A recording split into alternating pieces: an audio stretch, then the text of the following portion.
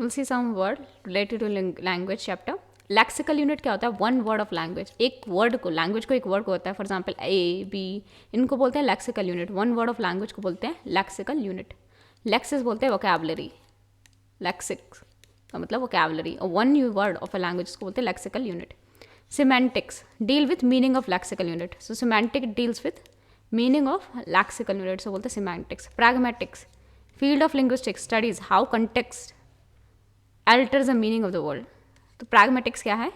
Field of linguistics studies how the context alters the meaning of the word. इसे बोलते हैं pragmatics. So what is pragmatic? It is a field of linguistics studies how the context alters the meaning of the word. This is pragmatics.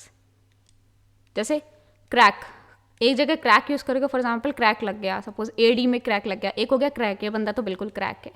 तो यहाँ पे आप linguistic की study करो, इसमें ये बोलो किस तरीके से कंटेक्स्ट सेम वर्ड का मीनिंग अलग अलग बताता है. तो ये हो गया प्रैग्मेटिक्स. सिमेंटिक्स हो गया meaning of lexical unit. For example bat का मतलब क्या है? प्लेइंग के लिए बैट है, और एक बैट चमगादड़ भी होता है. तो ये deal with meaning of the lexical unit, से बोलते हैं semantics. Pragmatics field of linguistics that study how the context alter the meaning of the word. फिर हमारा होता है syntax, means grammar of a language, से बोलते हैं सिंटैक्स. प्रिंसिपल और process by which sentences are constructed. तो वो प्रिंसिपल और प्रोसेस का यूज़ करके, मतलब ग्रामर को बोलते हैं सिंटैक्स.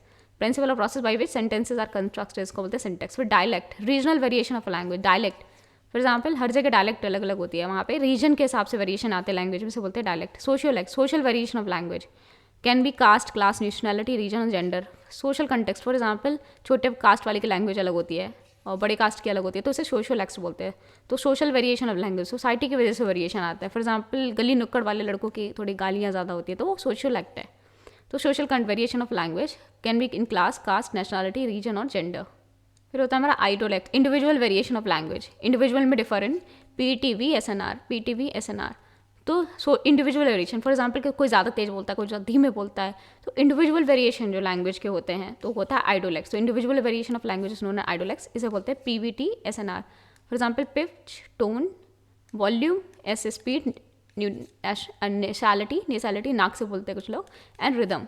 तो pitch, tone, volume, speed, nasality and rhythm. तो कुछ लोग बहुत ज़्यादा बोलते हैं तो स्पीड बहुत ज़्यादा होती है, कुछ लोग नाक से बोलते हैं, कुछ लोग रिदम धीरे धीरे बोलेंगे, रिदम बना के, तो गाना गा के बोलेंगे जैसे साउथ इंडिया में, तो उस तरीके से रिदम बना के बोलते हैं. तो ये हमारा टोन हो गया.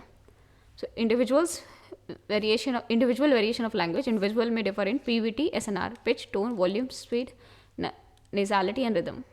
सो idiolects individual variation of language, PVT, SNR, pitch, volume, tone, then speed, nasality and rhythm. So these are idolects. So these are idolects, not idiolects. Idolects, PVT, SNR.